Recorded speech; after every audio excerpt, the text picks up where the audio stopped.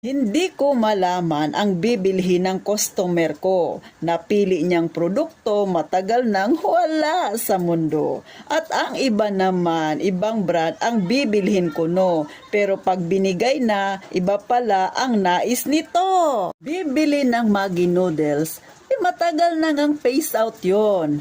Close up na toothpaste pero Colgate naman ang ipapipila sa'yo. Downy daw ang popcorn pero surf naman pala ang gusto. Ate kuya, ano ba talaga ang bibilhin mo?